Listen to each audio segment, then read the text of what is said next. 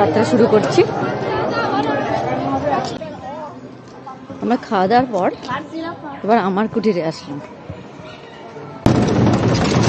আমার কুটির থেকে বেরিয়ে এবার আমরা লাল মাঠের পথ ধরে চলেছি সুরুল যাত্রা।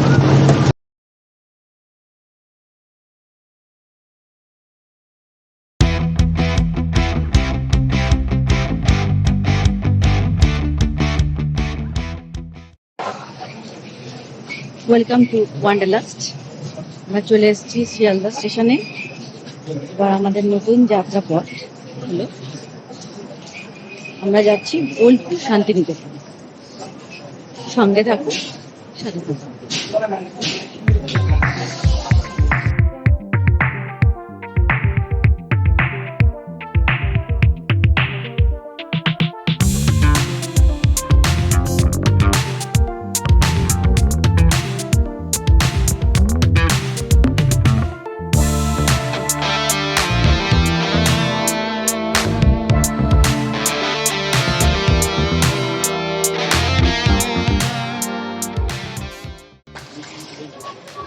অ্যাট লাস্ট আমরা বোলপুরে এসে পৌঁছলাম সকাল 5:30 6:30 কাঞ্চনজঙ্ঘা এক্সপ্রেসে। একটু লেট হয়েছে, ট্রেনটা আসার কথা ছিল 9:10, তাই হোক 9:42 আমরা এখন পৌঁছলাম। 1 নম্বরের ভিড় এড়াতে আমরা 2 নম্বর প্ল্যাটফর্ম দিয়ে নামবো। এক্সপ্রেটার থেকে আমরা নামছি, উঠে আমরা 2 নম্বর প্ল্যাটফর্মের দিকে যাব। ওখানে আমাদের আগে থেকে টোটো দাদাকে বলা আছে, নকুলদা ওয়েট করছেন আমাদের জন্য।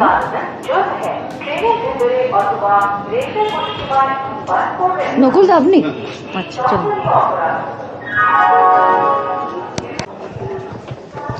আমরা 2 নম্বর প্ল্যাটফর্মের দিকে নামছি।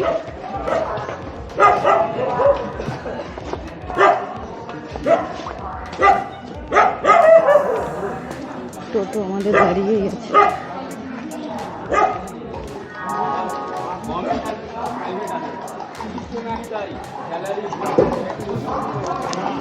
আমরা প্রথমে এবার হোটেলের দিকে যাচ্ছি।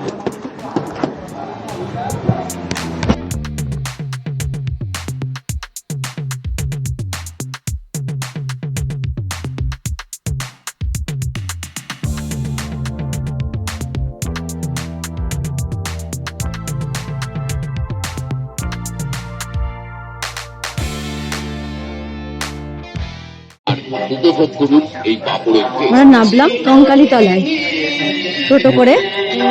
এবার আমরা কিছু মায়ের, এটা একটা তীর্থস্থানের মধ্যে পড়ে, আমরা কিছু আজ পুজো দেবো। একটু তাড়াতাড়ি আসবো ভেবেছিলাম, কিন্তু লেট হয়ে গেল, তাই এখান থেকে পুজো দেওয়ার চেষ্টা করবো তাড়াতাড়ি করে।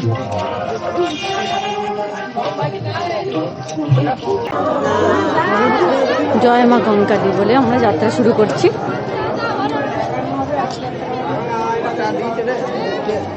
মায়ের চরণে আমাদের অর্ঘ্য অর্পণ করতে। বেলটা তো পাইনি না, বেলটা পেয়েছি, বেলটা পেয়েছি চলে যাওয়া।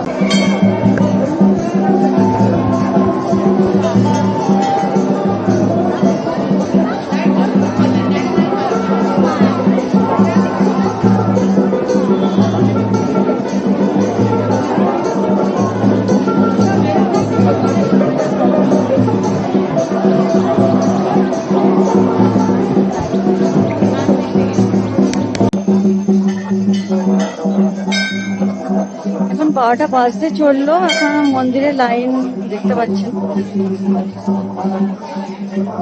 এটাই লাইন আছে। তাও মনে হচ্ছে তাড়াতাড়ি পুজো হচ্ছে। সবাই রোদের মধ্যে দাঁড়িয়ে মায়ের চরণে পুজো দেওয়ার জন্য দাঁড়িয়ে আছে। দাঁড়াবো।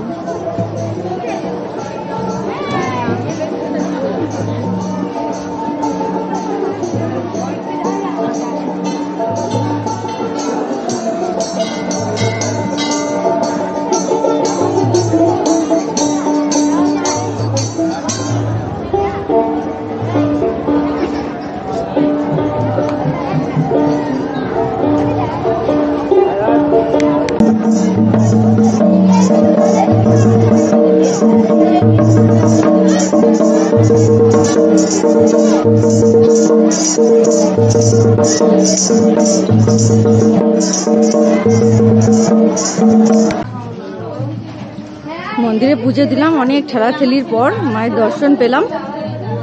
তারপর আমরা আইসক্রিম খাচ্ছি খেতে খেতে কোপাই নদীর। দেখতে দেখতে প্রকৃতির দৃশ্য দেখতে দেখতে আমরা আইসক্রিম খাচ্ছি।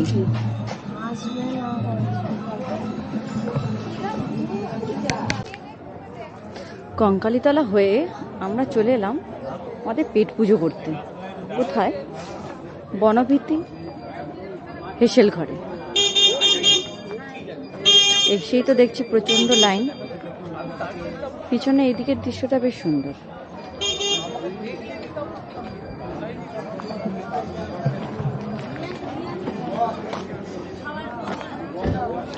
ঢুকে পড়লাম এখানে লাইন দিতে। প্রথমে এখানে টিকিট করতে হবে খাওয়ার জন্য।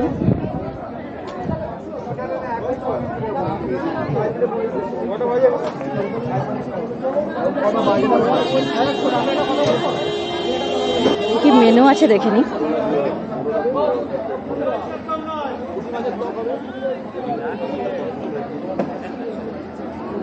এখানে টিকিট কেটে সবাই কুপন কেটে খাওয়ার জন্য দাঁড়িয়ে আছে। আমাদের লাইনে দাঁড়াতে হবে।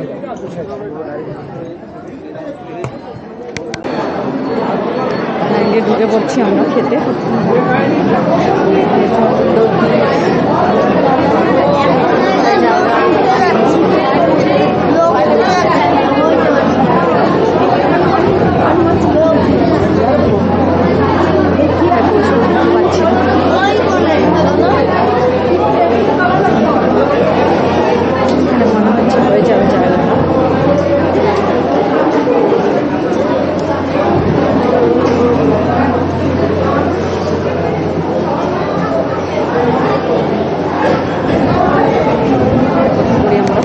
আমরা খাওয়া দাওয়ার পর এবার আমার কুটিরে আসলাম।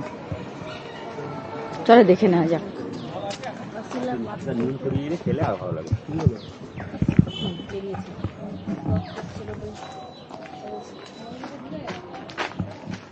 নিচে নিচে নিচে আরে হাতটা নিচে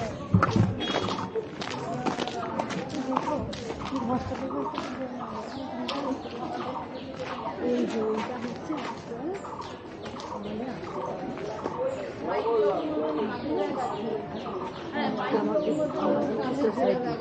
এখানে শোরুম আছে, এখানে কেনাকাটা করা যায়।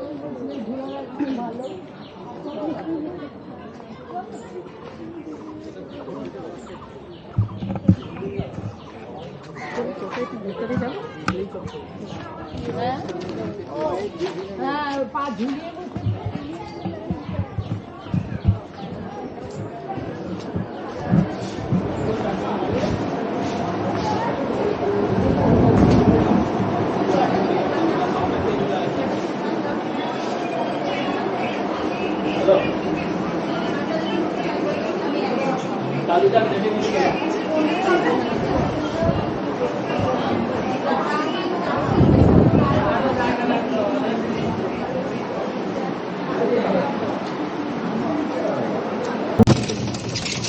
আমার কুটির থেকে বেরিয়ে এবার আমরা লাল মাটির পথ ধরে চলেছি সুরুল রাজপথ। সঙ্গে থাকুন।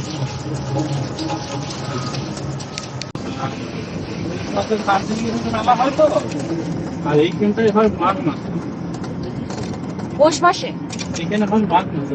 মাঘ পৌষ মাসে শান্তিনিকেতন হয়।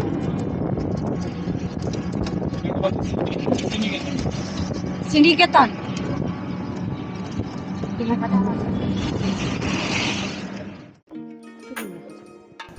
বন্ধুরা, আমরা চলে এসেছি শান্তিনিকেতনের ঠিক পাশেই বীরভূমের এক অতি প্রাচীন জনপদ সুরুলে। এই বিশাল অট্টালিকাটা দেখছেন, এটাই হলো বিখ্যাত সুরুল সরকার বাড়ি বা রাজবাড়ি।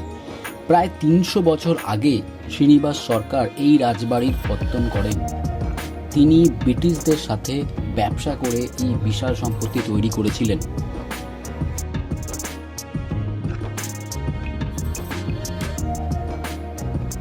কবিগুরু রবীন্দ্রনাথ ঠাকুর যখন শ্রীনিকেতন তৈরি করেন, তখন এই সরকার পরিবারই জমি দিয়ে তাকে সাহায্য করেছিলেন। এখানকার মন্দিরের গায়ে যে টেরাকোটার কাজ আছে তা এক কথায় অপূর্ব। বিশেষ করে লক্ষ্মী জনার্দন মন্দিরের গায়েও খোদাই করা রামায়ণ মহাভারতের যুদ্ধের দৃশ্যগুলি দেখ।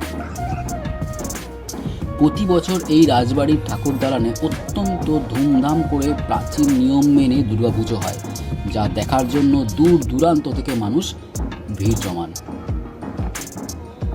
শান্তিনিকেতন ভ্রমণে এলে এই রাজবাড়ি আর এই শান্ত পরিবেশ একদম মিস করবেন না।